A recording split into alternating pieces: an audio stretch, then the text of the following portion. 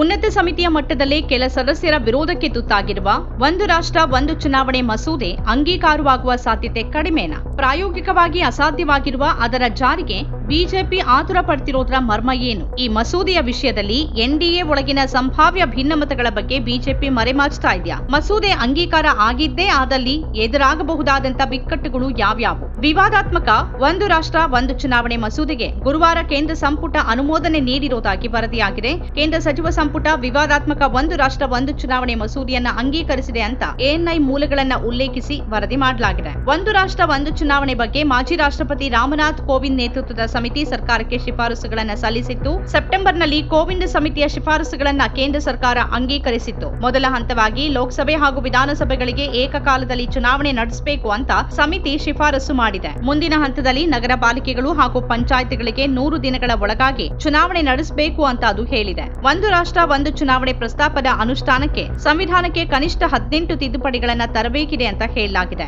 ಇವುಗಳಲ್ಲಿ ಬಹುತೇಕ ತಿದ್ದುಪಡಿಗಳಿಗೆ ರಾಜ್ಯ ವಿಧಾನಸಭೆಗಳಿಂದ ದೃಢೀಕರಣ ಅಗತ್ಯ ಇಲ್ಲ. ಆದರೆ ಇದಕ್ಕಾಗಿ ಹಲವು ಸಂವಿಧಾನ ತಿದ್ದುಪಡಿ ವಿಧೇಯಕಗಳನ್ನ ಸರ್ಕಾರ ಸಂಸತ್ತಿನಲ್ಲಿ ಮಂಡಿಸಿ ಉಭಯ ಸದನಗಳ ಅನುಮೋದನೆ ಪಡಿಬೇಕಿದೆ. ಪದೇ ಪದೇ ಎದುರಾಗುವ ಚುನಾವಣೆಗಳು ರಾಷ್ಟ್ರದ ಪ್ರಗತಿಗೆ ಅಡೆತಡೆಗಳನ್ನ ಸೃಷ್ಟಿ ಮಾಡ್ತಿದೆ ಅಂತ ನಿನ್ನೆಯಷ್ಟೇ ಕೇಂದ್ರ ಕೃಷಿ ಸಚಿವ ಶಿವರಾಜ್ ಸಿಂಗ್ ಚೌಹಾಣ್ ಪ್ರತಿಪಾದಿಸಿದ್ರು. ಅಂತಾರಾಷ್ಟ್ರೀಯ ಗೀತ ಉತ್ಸವದ ಅಂಗವಾಗಿ ಕುರುಕ್ಷೇತ್ರದಲ್ಲಿ ಬುಧವಾರ ನಡೆದ ಕಾರ್ಯಕ್ರಮ ಉದ್ದೇಶಿಸಿ ಮಾತನಾಡಿದ ಚೌಹಾಣ್ ಒಂದು ರಾಷ್ಟ್ರ ಒಂದು ಚುನಾವಣೆ ನೀತಿಯನ್ನ ಬಲವಾಗಿ ಸಮರ್ಥಿಸಿಕೊಂಡಿದ್ರು. ಈ ಪರಿಕಲ್ಪನೆಗೆ ಈಗಾಗಲೇ ಸಾಕಷ್ಟು ವಿರೋಧ ವ್ಯಕ್ತವಾಗಿದೆ. ಉನ್ನತ ಮಟ್ಟದ ಸಮಿತಿಯ ಸಮಾಲೋಚನೆಯ ಸಂದರ್ಭದಲ್ಲಿ 3 ಮಾಜಿ ಹೈಕೋರ್ಟ್ ಮುಖ್ಯ ನ್ಯಾಯಮೂರ್ತಿಗಳು ಮತ್ತು ಓರ್ವ ಮಾಜಿ ರಾಜ್ಯ ಚುನಾವಣಾ ಆಯುಕ್ತರು ಈ ಕಲ್ಪನೆಗೆ ವಿರೋಧ ವ್ಯಕ್ತಪಡಿಸಿದ್ರು. ಎಲ್ಲಾ ರಾಜ್ಯಗಳ ಚುನಾವಣಾ ಆಯೋಗಗಳು ಮತ್ತು ಭಾರತೀಯ ಚುನಾವಣಾ ಆಯೋಗದ ಸಹಯೋಗದಲ್ಲಿ ಒಂದೇ ಮತದಾರರ ಪಟ್ಟಿ ರಚಿಸೋಕೆ ಸಮಿತಿ ಶಿಫಾರಸು ಮಾಡಿತ್ತು. ದೇಶಾದ್ಯಂತ ಒಂದೇ ಮತದಾರರ ಪಟ್ಟಿ ಮತ್ತು ಒಂದೇ ಮತದಾರ ಕಾರ್ಡ್ಗೆ ಸಂಬಂಧಿಸಿದ ತಿದ್ದುಪಡಿ ವಿಧೇಯಕಗಳಿಗೆ ಅರ್ಧದಷ್ಟು ರಾಜ್ಯಗಳ ಬೆಂಬಲದ ಅಗತ್ಯನೂ ಇದೆ. ಸಮಿತಿ ವರದಿ ಪ್ರಕಾರ 2029ಕ್ಕೆ ಲೋಕಸಭೆ ವಿಧಾನಸಭೆಗಳಿಗೆ ಏಕಕಾಲಕ್ಕೆ ಚುನಾವಣೆ ನಡೆಸಬೇಕು.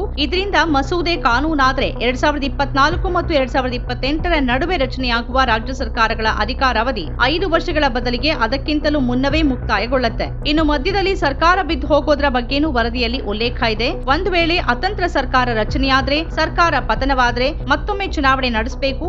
ಆದರೆ ಹೀಗೆ ರಚನೆಯಾದ ಸರ್ಕಾರದ ಅಧಿಕಾರಾವಧಿನೂ ಈ ಹಿಂದೆ ರಚನೆಯಾಗಿದ್ದ ಸರ್ಕಾರದ ಅವಧಿಯಲ್ಲೇ ಮುಕ್ತಾಯಗೊಳ್ಳಬೇಕು.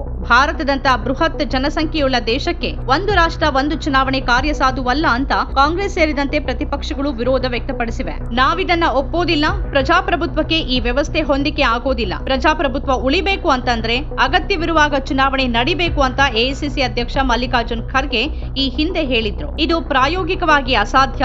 ಯಾವುದೇ ಚುನಾವಣೆ ಬಂದ್ರೂ ಒಂದು ವಿಷಯವನ್ನ ಚರ್ಚೆಗೆ ಹುಡುಕಿಕೊಳ್ಳೋದು ಬಿಜೆಪಿಯವರ ತಂತ್ರ. ಇದರಿಂದ ಜನ ಎದುರಿಸುತ್ತಿರುವ ನೈಜ ಸಮಸ್ಯೆಗಳನ್ನ ಮರೆಮಾಚಿ ಈ ವಿಷಯವನ್ನೇ ಚರ್ಚಿಸುವಂತೆ ಮಾಡ್ತಾರೆ ಅಂತ ಹೇಳಿದ್ರು. ಖರ್ಗೆ ಮಾತ್ರವಲ್ಲ, ಇಂಡಿಯಾ ಮೈತ್ರಿಕೂಟದ ಹಲವು ಪಕ್ಷಗಳು ಈ ಪ್ರಸ್ತಾವಕ್ಕೆ ಪ್ರತಿರೋಧ ವ್ಯಕ್ತಪಡಿಸಿವೆ. ಈ ವಿಧೇಯಕದ ಕುರಿತಾಗಿ ಎನ್ಡಿಎ ಒಳಗಿನ ಕೆಲವು ಪಕ್ಷಗಳ ನಿಲುವು ಸ್ಪಷ್ಟವಾಗಿಲ್ಲ. ಹೀಗಿರುವಾಗ ಸರ್ಕಾರ ಈ ಮಸೂದೆಯನ್ನ ಮಂಡಿಸಿದ್ರೆ ಅದು ಅಂಗೀಕಾರಗೊಳ್ಳುತ್ತಾ ಇಲ್ವಾ ಅನ್ನೋದು ಇನ್ನೂ ಖಚಿತ ಇಲ್ಲ. ಸ್ವತಂತ್ರ ಪತ್ರಿಕೋದ್ಯಮ ಇಂದಿನ ತುರ್ತು.